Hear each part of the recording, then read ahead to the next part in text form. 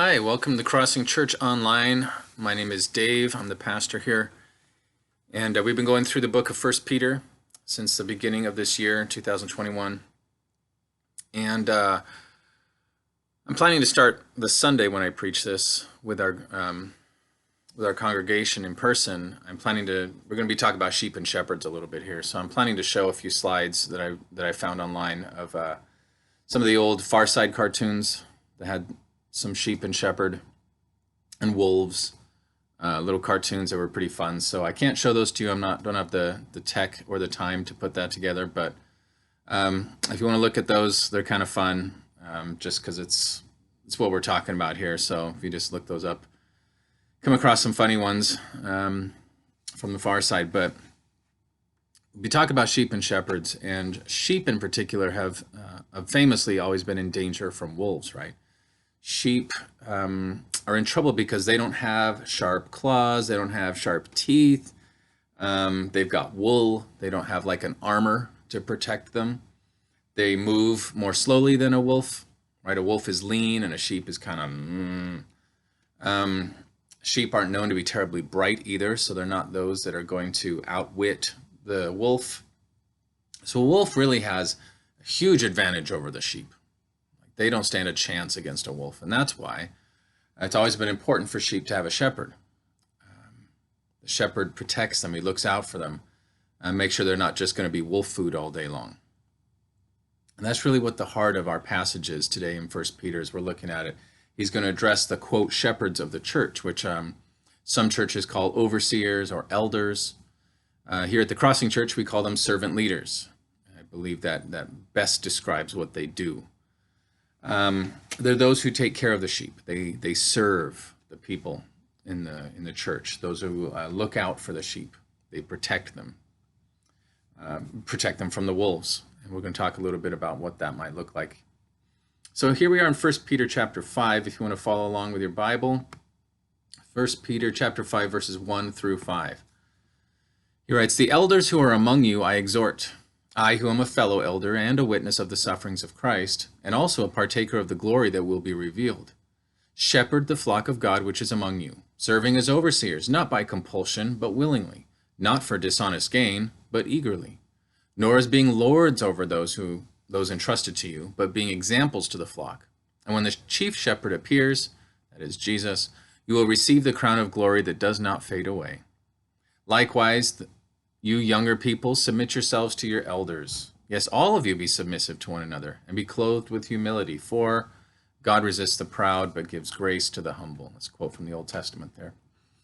So he starts off here in chapter 5 by saying, "The elders who are among you I exhort." And so he's writing now to a specific group, where the last few things he's been writing the last chapter were kind of for everybody. Now he's narrowing that down to a small group. It's the elders. Now, in those times, elders were named for that very reason. They were older. That's how they got to be in those positions. In fact, we know that as in verse 5, Peter contrasts them with, likewise, you younger people. So you've got you older people, basically, and you younger people. But the role of an elder means much more than just being old in the church, right? It's a leadership role. It's not for everyone. It's for those, as Paul describes, desire a noble task, to be a leader in the church. Peter uses the word here, exhort. It's translated exhort. It's the same word that he used back in chapter 2 when he wrote to them, "Beloved, I beg you, as sojourners and pilgrims, abstain from fleshly lusts which war against the soul." So here he is. He's begging these elders to be shepherds of the church. He's begging them to be good shepherds. And it's important that we understand that word, because we could read exhort, and when I read that word, I tend to think of it like a command, especially coming from, an apostle and coming from the scriptures. Here it is. "Elders who are among you, I command you." I give this command. But that's not the word that Peter uses here. He uses the word I beg. I beg of you, be good shepherds of the flock. And this is important because the language that Peter uses here is very important. He's not pushing his weight around, which he could have as an apostle, right? Peter was one of the original 12. He was considered the leader in many ways of the apostles. He'd been sharing the gospel for the last 30 years. He'd been in and out of prison. He'd been whipped for sharing the gospel. He'd been performing miracles left and right. People were hoping just to have Peter walk by them and cast his shadow, that they might be healed, just from his shadow. And so Peter had an impressive resume in the church. All right. He could get a job as a pastor of any church in the world at that time, certainly. Everybody knew who he was, but he doesn't lean on that.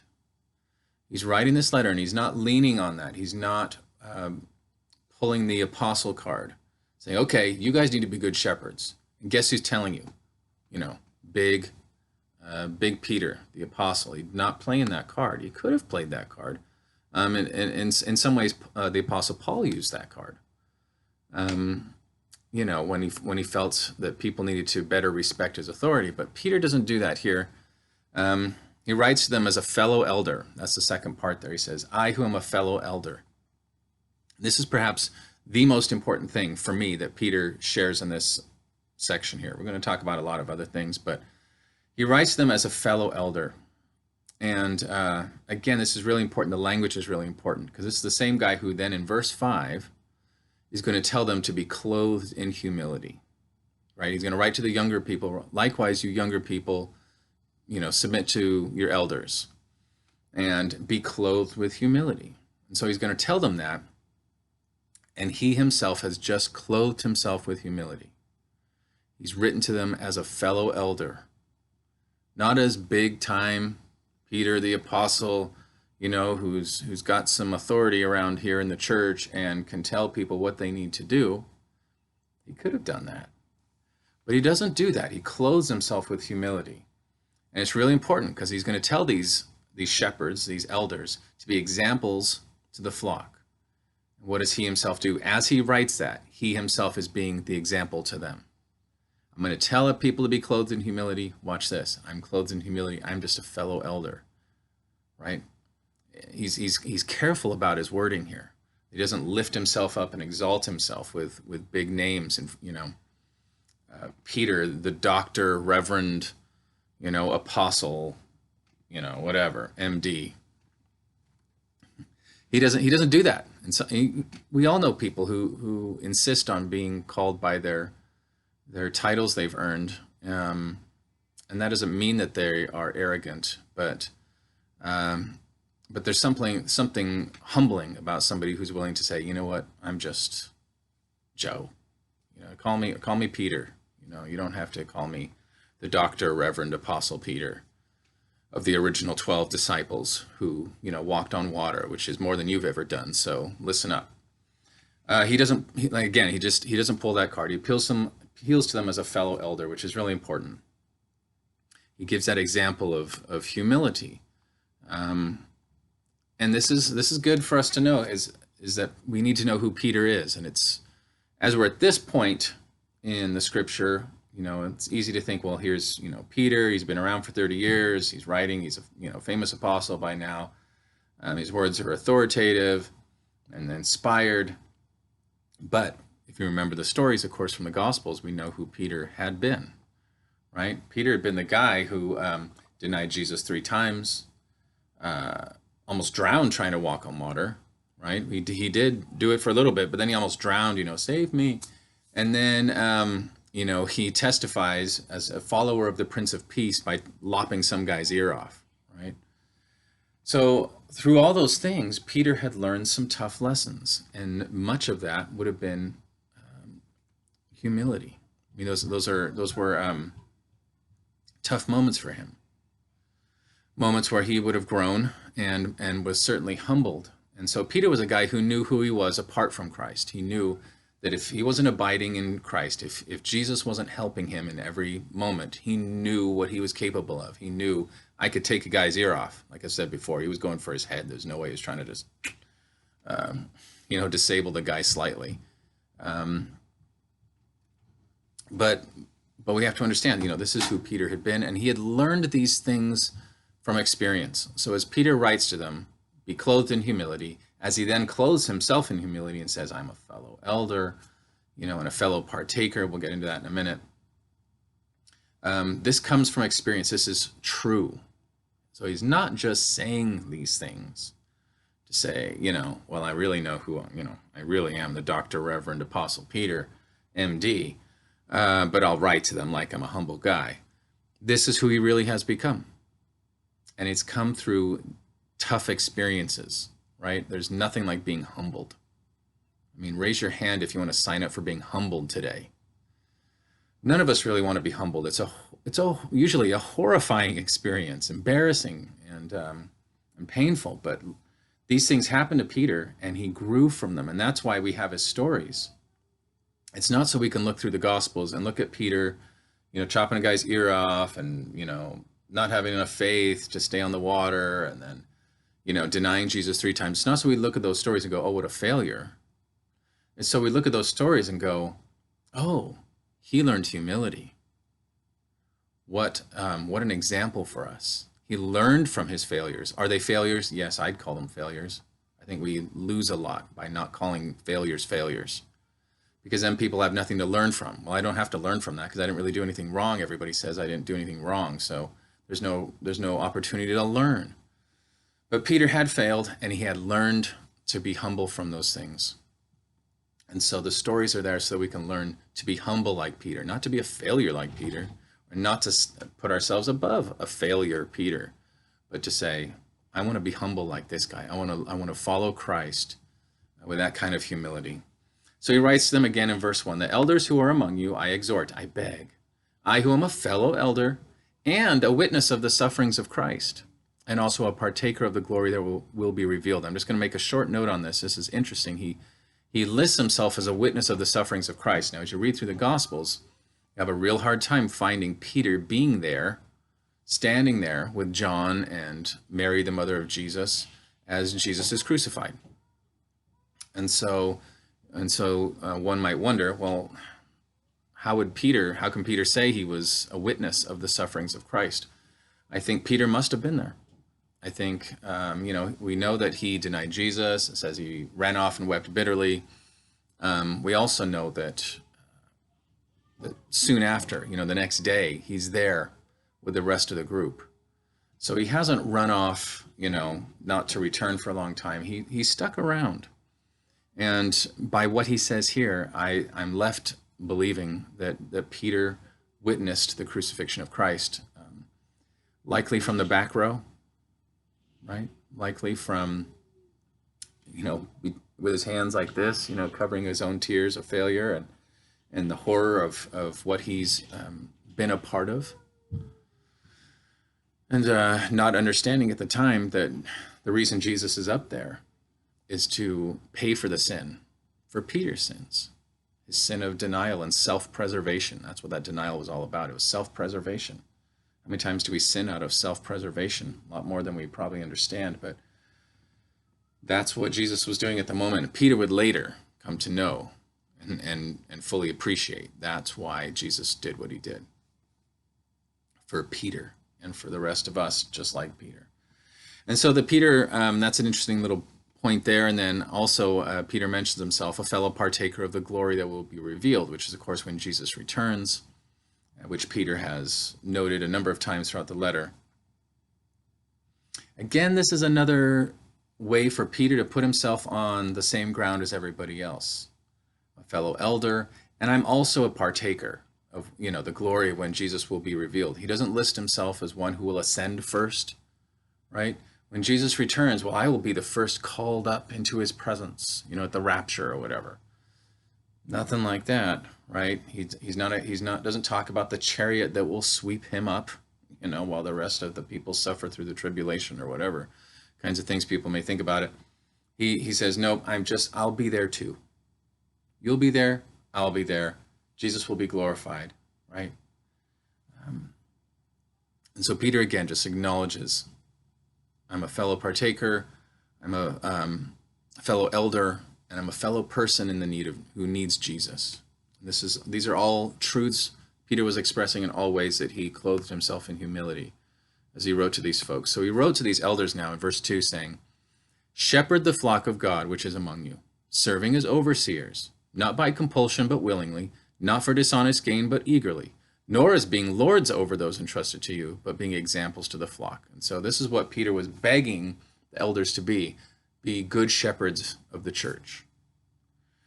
Now, back to shepherding, where I started.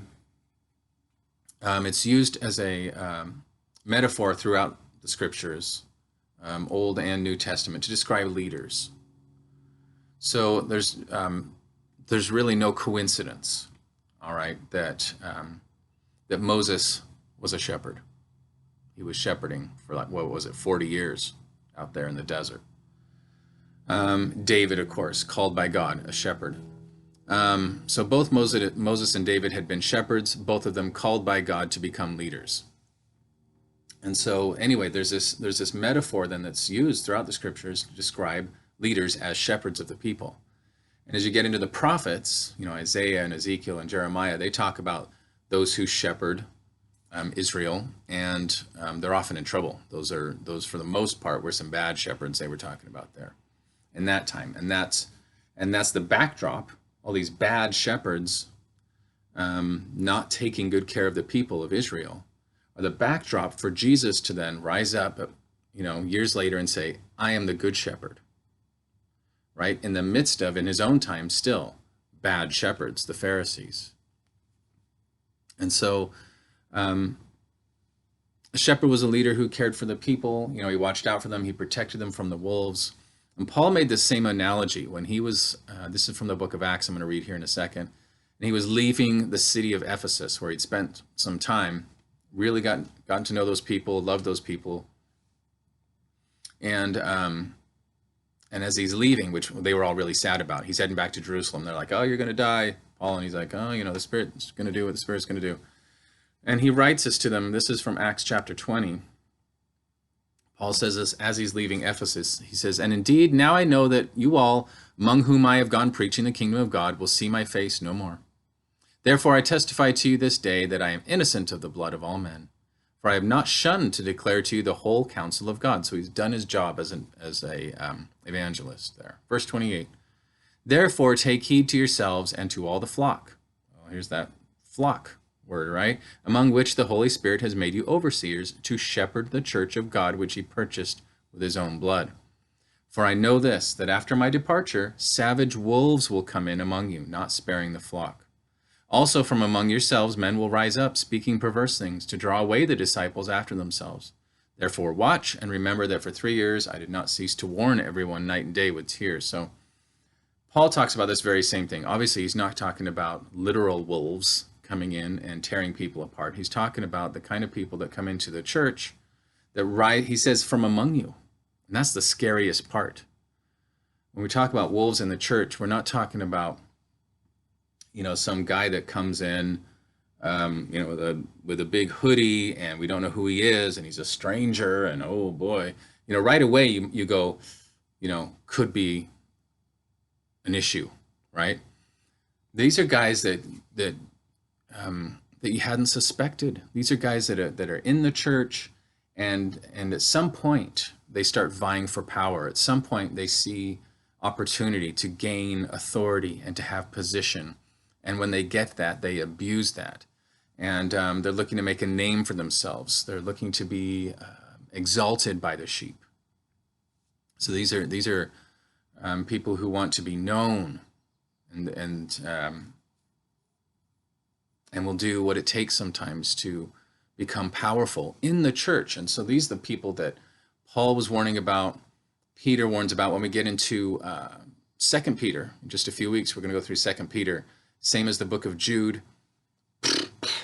It's about these wolves coming into the church and trying to wreck things, trying to ruin stuff. So it's important for a shepherd, a leader in the church, to remain humble, lest they become a wolf themselves.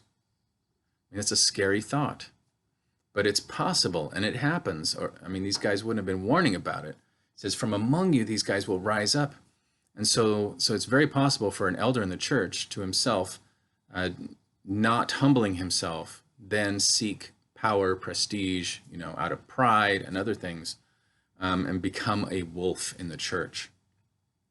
And that is a very dangerous situation when you've got somebody that is loved and respected and also a wolf. Let me read to you again verse 2. Shepherd the flock of God which is among you, serving as overseers, not by compulsion, but willingly, not for dishonest gain, but eagerly, nor as being lords over those entrusted to you, but being examples to the flock. So he says, serve willingly, serve eagerly, serve as examples. Don't do this because you're being forced to do it. Don't do it because everybody said you have to do it. Paul talks about, again, I mentioned this earlier, about an elder desires, an overseer desires a noble task. It's something they desire. It's not something that's forced on them, pushed on them. It's something that they want to do. He says, do it willingly. He says, don't do it for dishonest gain. And here again is that temptation that Paul also talks about to Timothy, right? About the love of money is the root of all evil, all kinds of evil, right? And this is that very thing. So you could have somebody who's an honest, God-fearing, Jesus-loving leader in the church, who's then tempted for dishonest gain, and in so doing becomes a wolf himself. And so that's the kind of thing being protected against here. You don't do that. You don't become an elder in the church, a shepherd, because there's good money in it. You don't become a pastor to make good money.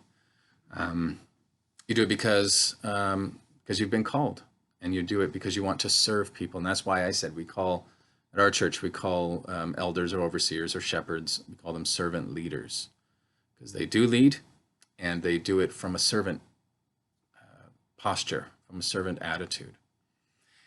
This is something that Jesus had taught Peter and the rest of the disciples, 30 years back. If you remember, the disciples were having this little spat over who was the greatest. Right? This is right before Jesus is going to be crucified and everything, and they're having this conversation, this argument about which one of them was going to be the greatest. And I don't know if you can imagine that kind of a conversation. It must have been insane.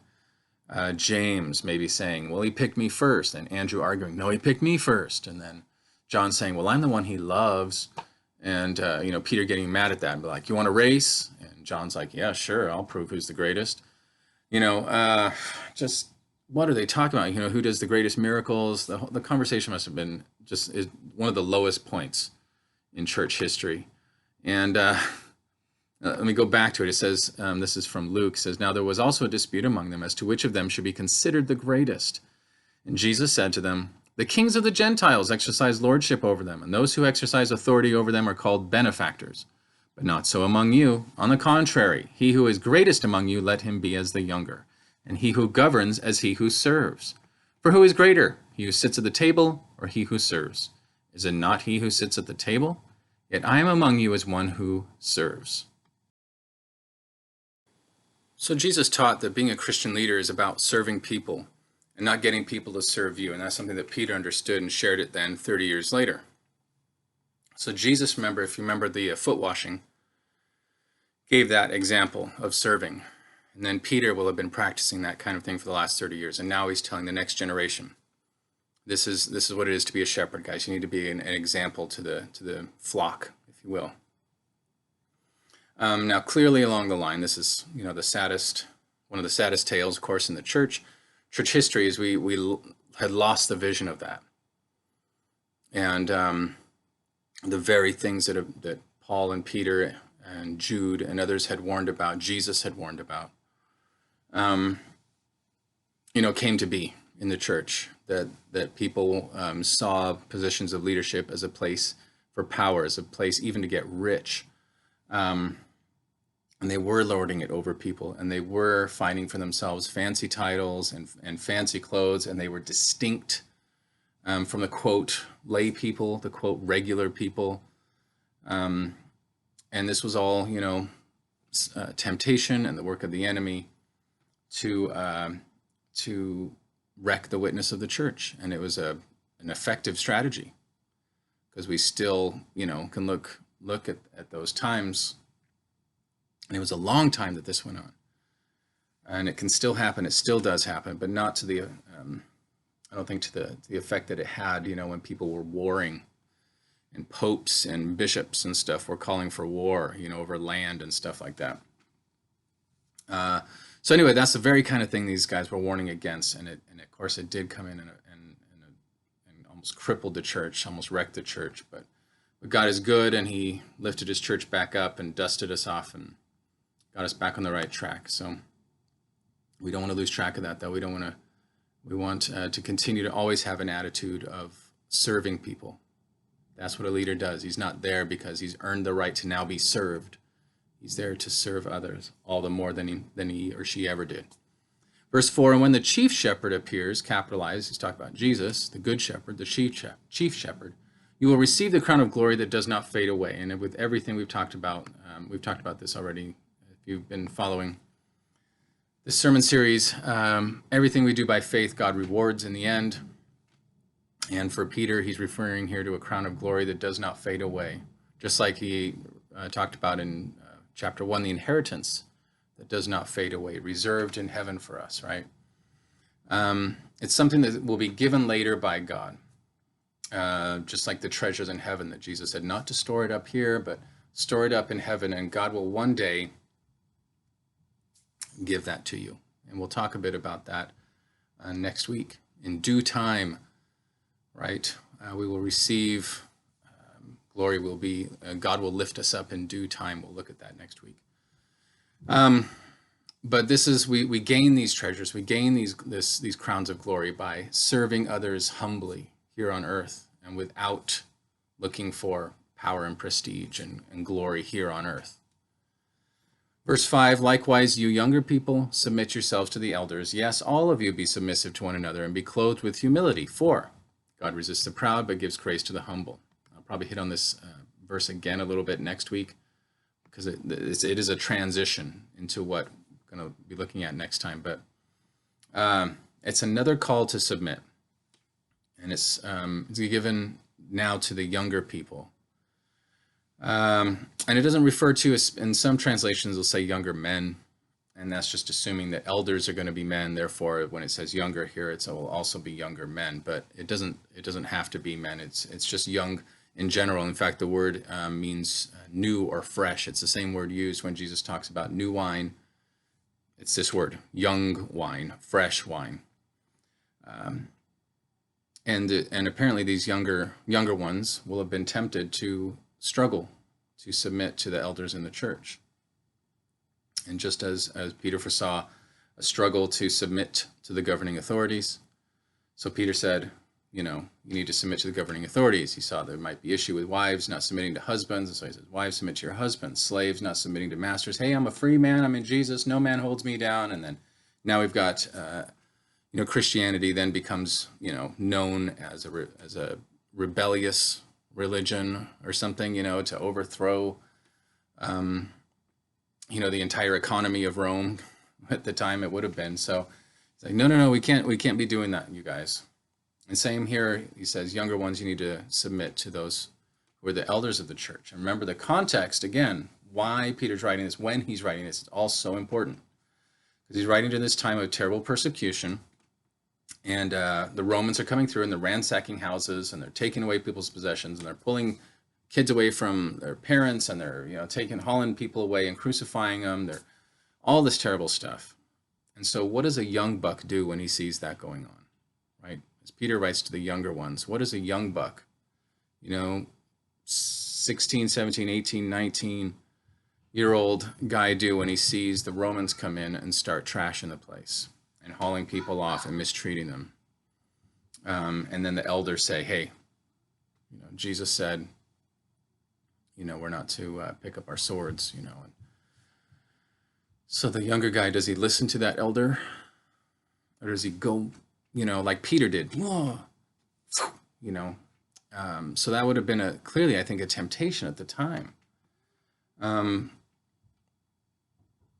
But if the young buck doesn't listen to the eldership, if he doesn't listen to what they teach and to what they practice themselves and what they say, I know this is tough, man, but we're not supposed to be a violence of payback and violence and inciting those kinds of things.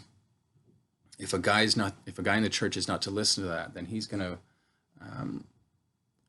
to hurt the witness of the church. You know, he attacks a soldier, he kills a soldier, right? And so now we've got this, quote, peaceful religion following the Prince of Peace, you know, who swears that we're not a threat to Rome, but clearly now you are. You're killing Roman soldiers. You are terrorists. You are a threat to Rome. And so, you know, and then that young buck likely suffers for doing what is wrong, as Peter's been warning over and over not to do. You know, he's gonna likely end up being crucified or worse. You know, for what he'd done, for trying, I think, probably out of love to protect people.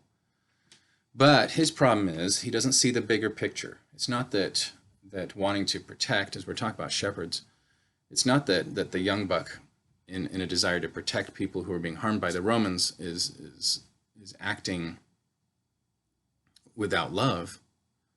He's acting in love, but he's acting without wisdom. And he's not seeing the bigger picture. And that's exactly what the shepherds, the leaders of the church, are there to provide, is the bigger picture, guys. Right? I know what you want to do now, but you need to see. And that's what Peter's been going at this whole time, right?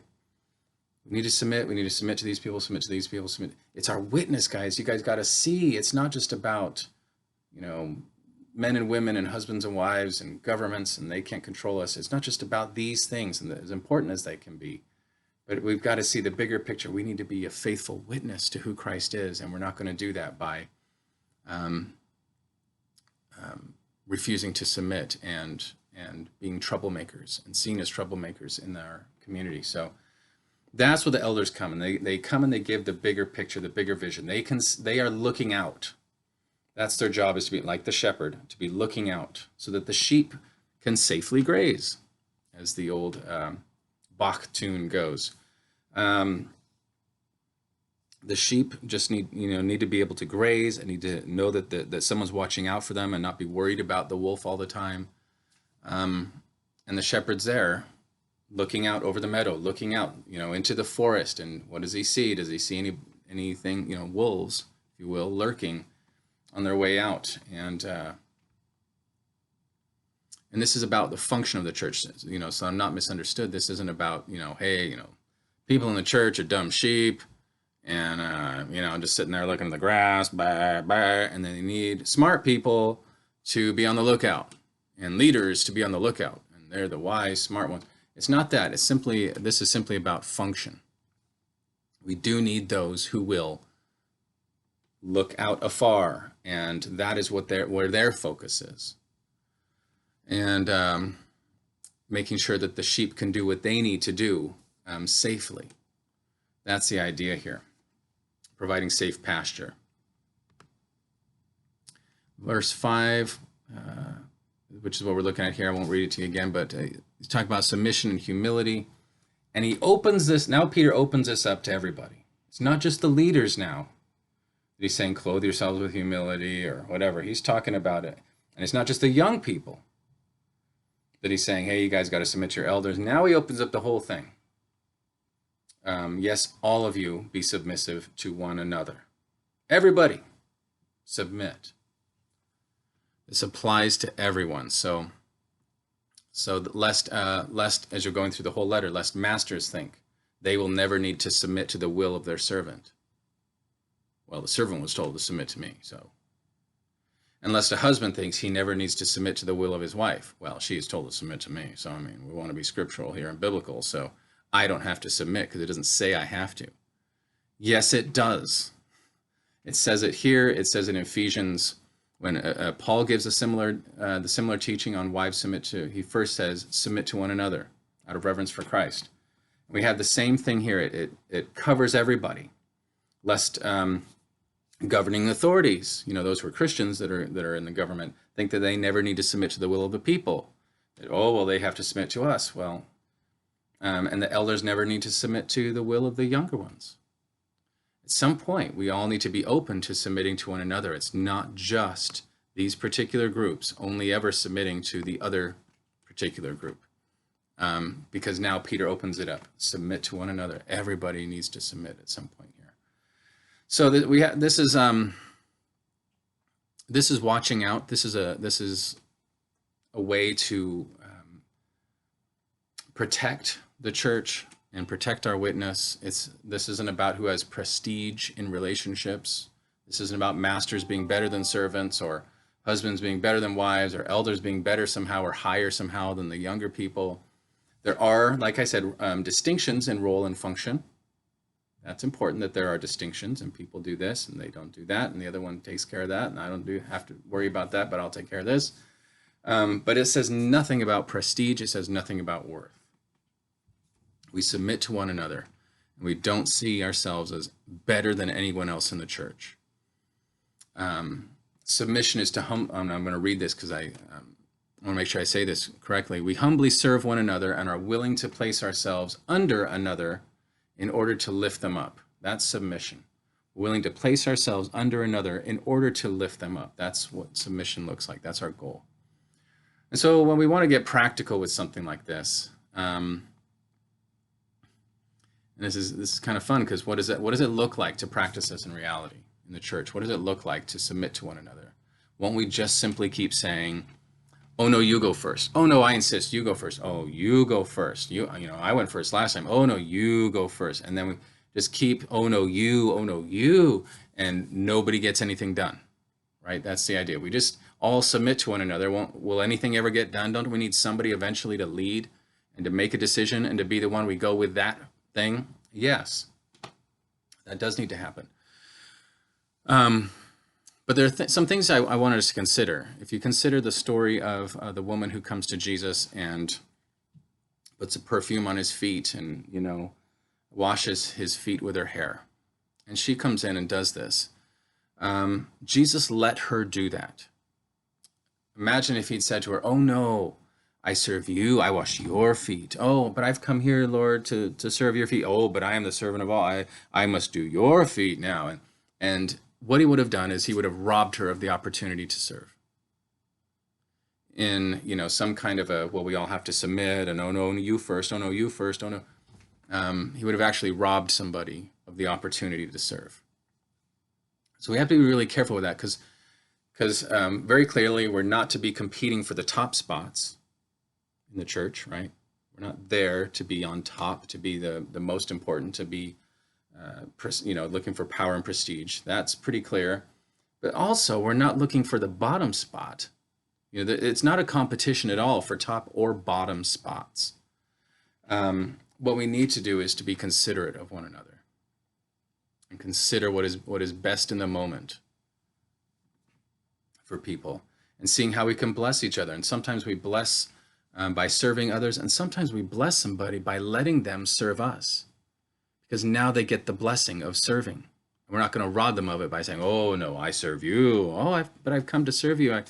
Oh, but I must serve you." And then they don't have that opportunity, right? So it's not just a thing where we just keep submitting to one another and nothing ever gets done.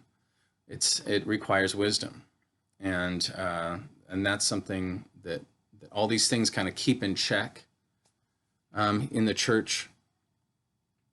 That we are not running away this way or the other way, and in both ways being either harmful or ineffective.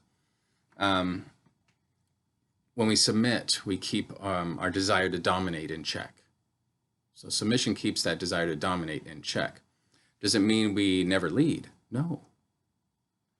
But we're not to be domineering when we lead. So it keeps that in check, and humility will keep our ego in check. Are we to have no confidence whatsoever? No, we need to have confidence, but we need to have confidence in the ability Christ provides, not in our own.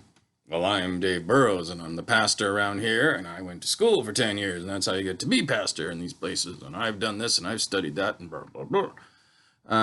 You go, no.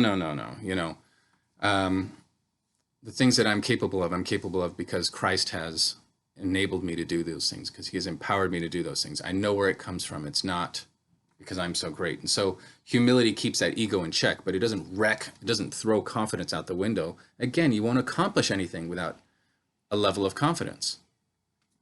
So this is all about balance and keeping things in check. We're serving others to keep our desire to be served in check. It works, for me, certainly that's something. And loving others keeps our love of self in check. It's not that we can't love ourselves, but we're called to love our neighbor in the same way. And that will keep that in check, so we don't run away with just love myself, love myself, love myself. We will love our neighbor. At the same time, we're not throwing out loving ourselves. Because if we don't care for ourselves and take care of ourselves and have a love for ourselves, we won't be effective to help anybody else. Right? We're just going to hate ourselves. So that's no good. So anyway, just saying these checks and balances are written in. The submission is there not so that now everybody's kind of in a new competition. Instead of competing for the top, we're all competing for the bottom. It's not about competing at all. It's just about keeping things in check and keeping things in balance so that everybody has opportunity to serve and to be served, right? And to submit and have others submit to our idea at times. And all of that, which gives somebody else the opportunity to submit. Checks and balances. And this is what wisdom is about. We talk about wisdom. This is wisdom is not always, it's not that we have simple answers for everything. It's not, well, I know all the answers, therefore I'm wise. Wisdom is to be able to discern what is best in the moment. I think that's a good definition for wisdom. Discerning what is best in the moment. And I think, what many of us might prefer are just simpler, we want simple rules. Just tell us what to do. Wives submit to husbands. There's a rule. You just do that and you'll be fine. Servants submit to masters. You just do that, you'll be fine. Everybody just submit to the government, everybody will be fine. We just do the rules. Younger people submit to the elders, done deal. It's laid out. We can point to it. You just follow rule number 1 and rule number 2, and looks like we need to apply rule number 4 here. So, and just do things that way. All we got to do is have the right people submitting to the right people. And here's what it says. And then Peter goes and throws in this, you know what? How about just everyone submit to everyone? And now we've got to figure out how to do that. Until he said that, it was going to be a lot simpler. I'll tell you what. And Paul said it too, like I said. But it was just going to be, okay, all we got to do is make sure that wives submit to husbands, everybody submits to governing authorities, younger people submit to older people, servants submit to masters. And if those groups do what they're supposed to do with the other group, then we follow the rules and everything will work out just fine. But that's not how things work in reality. What we need is wisdom from heaven, and we get that through prayer, and we get that through abiding in Christ. I went through a series in John talking about abiding. That's what it is. Jesus, I'm with you. You're with me all the time. What do I do here? And if we've read the scriptures, surely we're gonna know in a situation. Well, it says here that wives are supposed to submit to husbands, and so let me follow that rule, and that means whatever idea I come up with as the husband is going to be the one that we're going to go with. That's a terrible rule to follow. I'll tell you that from experience. That's a train wreck. What's better is to listen to the Spirit and to say what's best in this moment. Right? And so for the wife to say, what's best in this moment? Is it best for me to submit to his idea? For the husband, at the same time, being a Christ follower, to say, do I push my idea? Do I push my agenda? Or do I need to listen to what she had to say? Consider that, right? That's just one example. But that's in all different places. He says, everybody submit to everybody. So there need to be times when the elders are going to submit to the youngers and say, you know what? We're going to go with your idea here. We thought maybe, this wasn't a great idea, but we're gonna listen to you and respect you and go with you on this. And so we need to discern what's best for the moment. That's what wisdom is, and it's a practice that's not simply about memorizing the Proverbs and then doing them, or memorizing what Peter wrote and then doing it. It's about knowing what those things are and then knowing how and when to apply them. Even the Proverbs themselves give examples to say, don't answer a fool. Okay, there's a rule. And then the very next proverb says, answer a fool. Well, which one is it? Well, it's telling you, there's not just a one way will always work. So sometimes we've got to listen to what the Spirit says, what's best in this moment for things. We've got to listen. And so it's not simply about having rules and following them. It's about we've been given some rules, but we need to follow them with the wisdom that comes from heaven. When we ask for it, we are given that wisdom from heaven. The Spirit speaks to us, and we need to listen. And we need to be considerate of where other people are and what they need. And sometimes there's just, we're going to see, like Jesus saw, this woman needs this moment. She's come to serve me. And he knew it would have been robbery to steal that from her by saying, oh no, well, I need to be the servant around here. I need to be the example. And so I will do your feet. That would have been a terrible story. And Jesus knew that. Wisdom for the moment. So consider that as you go about your week. Be listening to what Christ is saying. We need to know what the scriptures say. But then what's most important then is then knowing when and how to apply what the scriptures say. And so, like I said, Peter throws open the door here after 4 chapters of this group submit to that group, this group submit to that group, you submit to him, you submit to the. Then he says, okay, how about everybody just submits to everybody? And to sort that out requires wisdom. So be blessed in your week as you go about practicing wisdom, which is just listening to what the Spirit says is best for this moment. What's the best thing for this time and this place and this person that in this circumstance. So God bless you as you go through that journey. We're all in the same or similar journey of trying to sort out how to do these things, and none of us are the masters of any of it. So I'll be praying for you just as a whole, whoever's watching, that you will grow in wisdom as you go throughout your week, and grow in humility, and grow in the those of you who are leaders, that you will be blessed, and you will be there with the right desires. This is always when I do these preaching, whenever I preach, it's a self-check, because I got to watch for all the same things too, all the more. So I'd appreciate your prayers for me for protection. And so with that in mind, hopefully I will see you again next week, and we'll be looking at starting again in verse 5 likely, and going through verse 9 of 1 Peter chapter 5. So God bless you. See you next time.